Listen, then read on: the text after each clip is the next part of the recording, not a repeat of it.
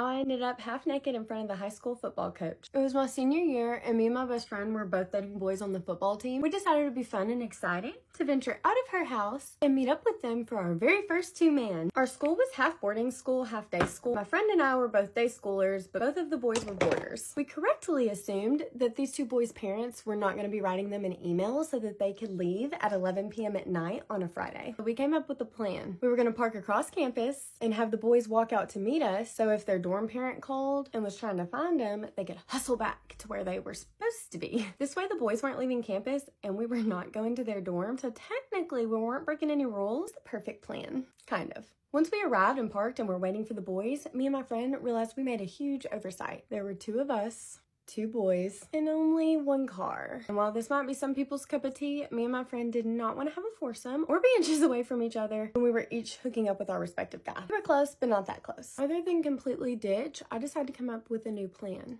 Two of us would stay in the car, and the other two of us would go find somewhere else to hook up. Somewhere else, most likely be in the baseball dugout, as that was kind of a hookup spot of our boarding school. Everyone agrees, and me being the selfless person that I am, volunteers me and my boy to go find somewhere else so that my friend can have the car. But as soon as we left the car and started walking, I realized it was absolutely freezing outside, and I told the boy there was absolutely no way I was doing anything because I would freeze my literal tatas off. Him being an idiot 17-year-old boy, he suggested we just go back to the car. But I told him we absolutely could not do that because I knew if we went back to the car, I would be seeing my best friend do things that someone should not be seeing their best friend do. This is when I come up with my second great plan of the night. I knew there was a fitness building nearby that had a broken door. If you yanked on it hard enough, no matter if it was locked, it would still open. So I grab his hand and lead him over there. Sure enough, the door opened. Now, not only are we in a private place, it's heated. Plus, I got bonus points from the boy because he thought I was super cool and rebellious. The boy and I are doing our thing, and we both realize that headlights are pulling up to the building that we're in.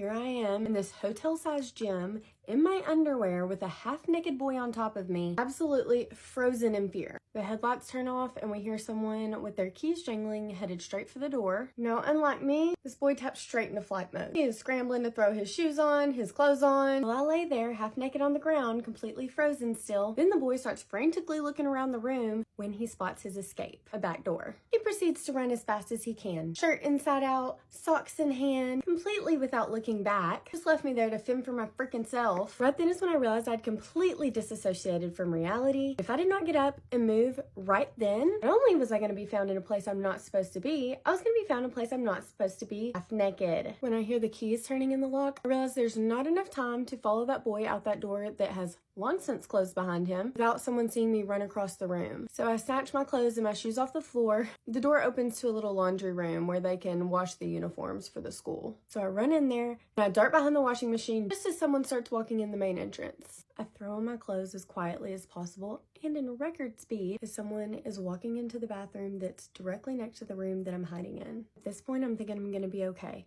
Someone that works for the school just had to come in here and use the restroom for whatever weird reason, and they will leave, and then I can get the hell out of here. I was incorrect. It was actually the 6'5", 250-pound head coach of our nationally ranked football team, whose star running back was just on top of me. Turns out he was coming to switch the team's uniforms from the washer to the dryer. I hear him enter the laundry room and instantly feel pure terror. Because of his superhuman size, sees me as soon as he opens the door to the washing machine. I realized that although my first reaction to fear was freeze and the boy I was with was flight, this man's was fight. He raised his arm back and I thought he was about to hit me. He screams, I scream, we lock eyes, his arm raised at me, just both standing there screaming in pure terror. And suddenly he realizes who I am. He lowers his arm, we both go silent for at least 10 seconds before he asks me what the hell I'm doing in there. Since my clothes are on backwards, he also wants to know what boy was with me. And I tell him, refusing to cover for the boy that left me to absolutely fend for myself. He tells me to put on my shoes and go home.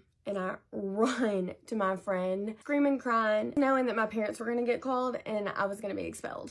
But the coach actually never told anyone and I never got in any trouble. But later I found out that the coach did yell at him for leaving a girl to fend for herself and benched him for 2 weeks. And he had to run laps the next day at practice until he threw up. Karma. That's karma.